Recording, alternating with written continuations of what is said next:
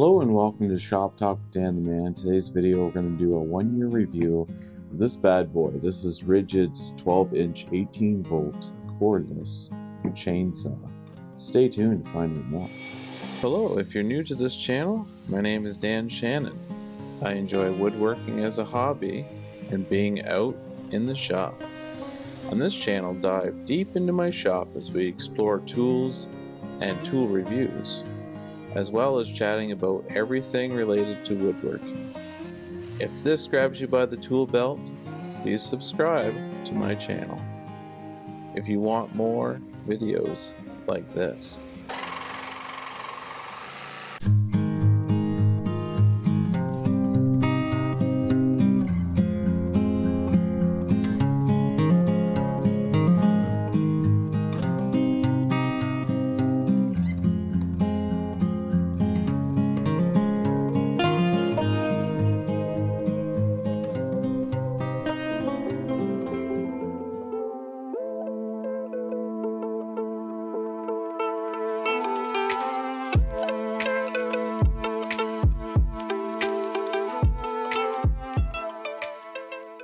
Welcome back to Shop Talk with Dan the Man. If you're new here, welcome. If you're returning, thanks for coming back.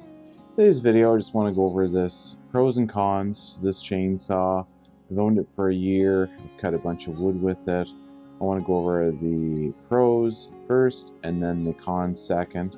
And then I'm just going to give you an overall kind of feel that I have for this chainsaw after owning it for a year. Would I buy it again or wouldn't I buy it? Alright, so let's jump into the pros.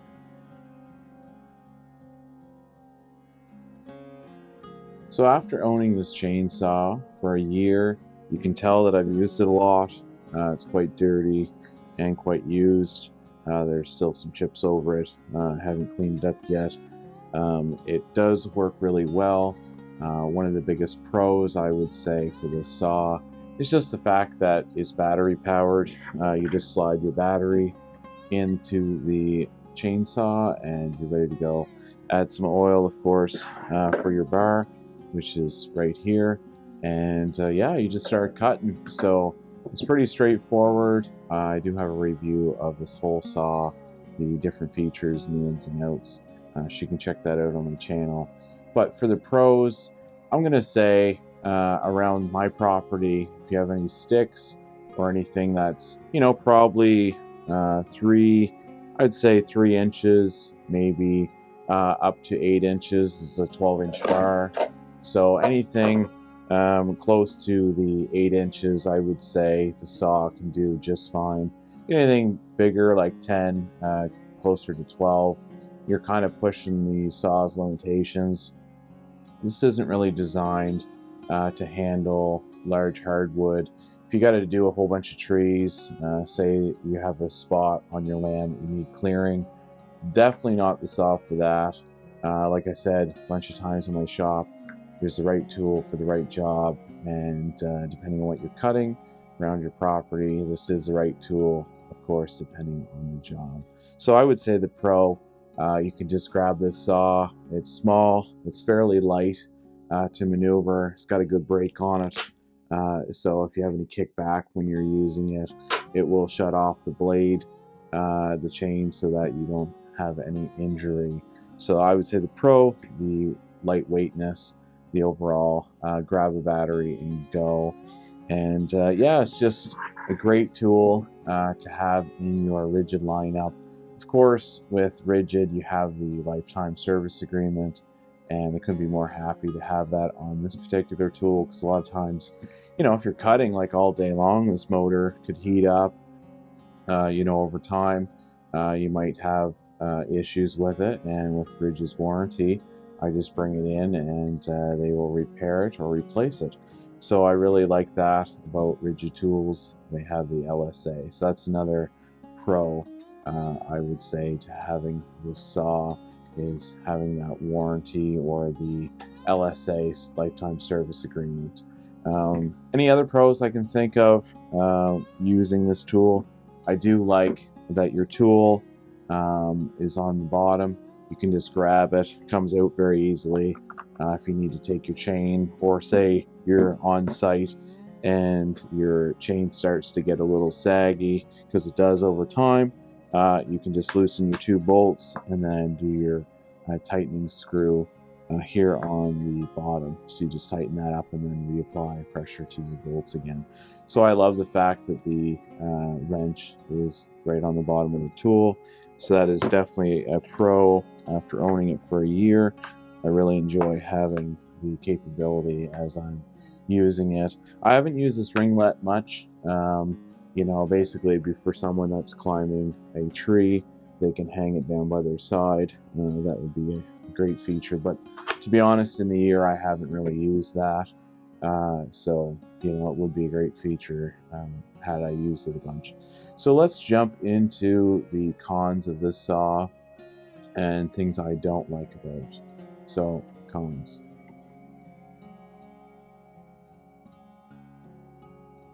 Okay, so the first con I'm going to jump into about this saw is the sharpening of the chain.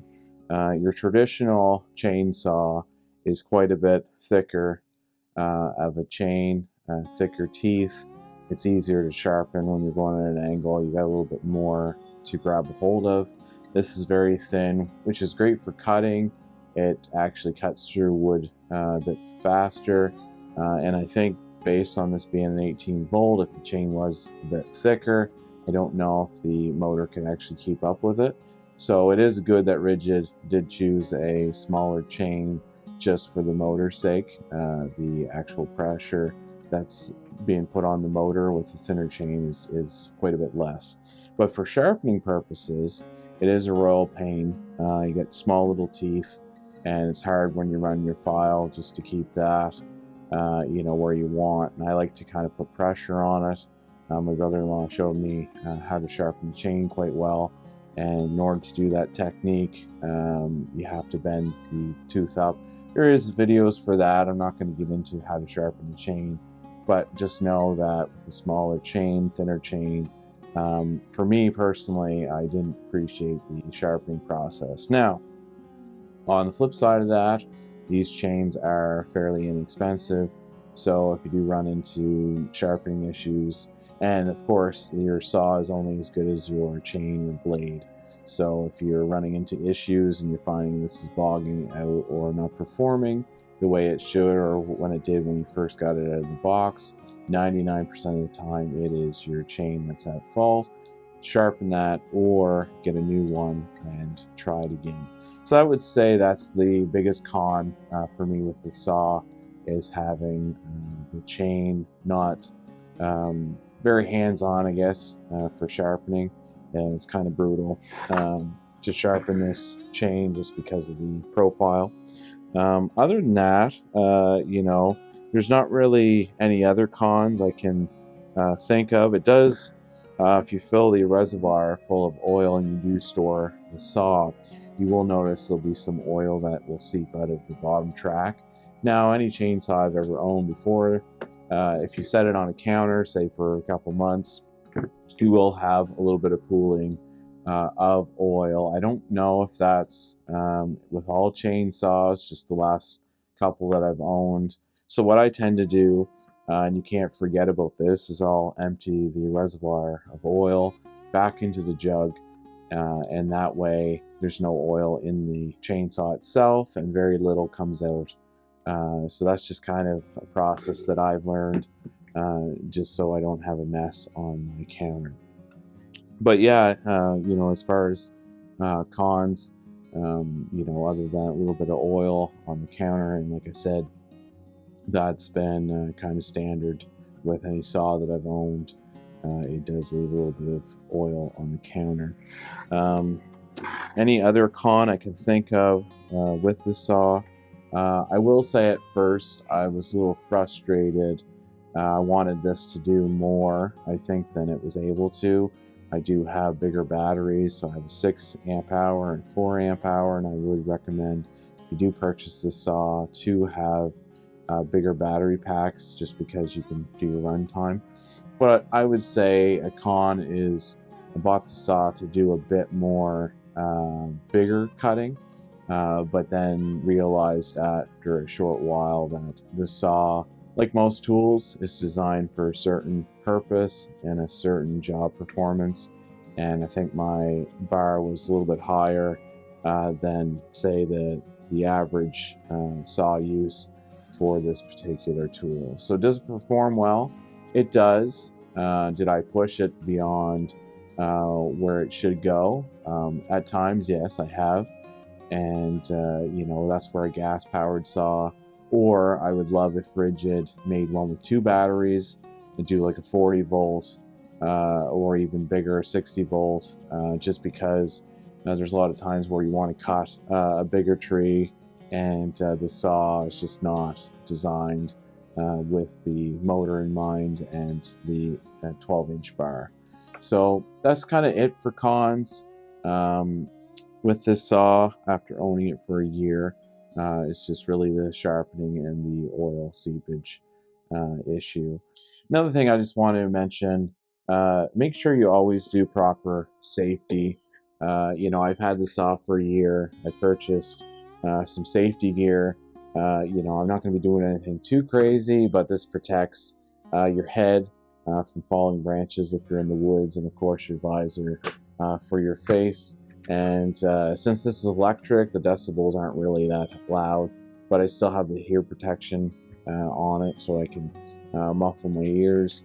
And you know, then I got chain chaps that I wear as well when I'm out cutting, because you never know. As long as you've used a chainsaw, and over the years I've used a chainsaw for hours on end, a gas powered into battery now, and you just never know what the circumstance might be. You might be cutting something and the bar slips, or really anything, and it can be unpredictable sometimes. There's different pinch points in the wood when you're cutting, and just make sure you wear your proper safety gear for cutting wood. And yeah, so that's a little safety side note for this saw. So let's jump into some final thoughts.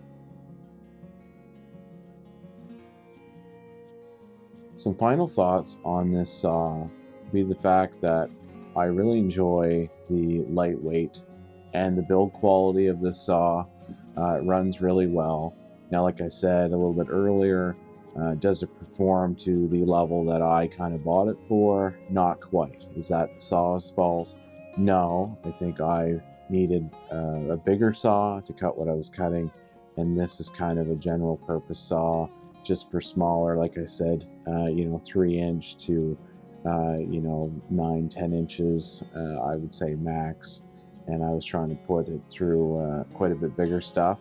So that's not really on the saw, that's on me as the user. And like I said before, in my shop, it's all about the right tool for the job.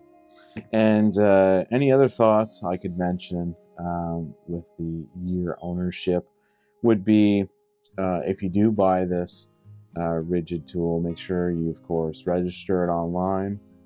You have 90 days after you purchase this tool. Make sure you register with the LSA so that you have the lifetime warranty and service agreement, I guess it's called. So that way, if anything happens to it, the motor dies after use, you can bring it in and they will fix it for you. Thanks for watching today's video, and as always, no matter how big or how small your shop is, just get out and enjoy the process of building things and enjoying your tools and your shop. So if you haven't yet and you'd like to be part of the Shop Talk family, please click on the subscribe button down below. I appreciate it. Just give me a thumbs up. And if you have any comments about today's video or just something you'd like to see on the channel, just leave them in the comments below and I will respond to them as I can. All right, have yourself a great day.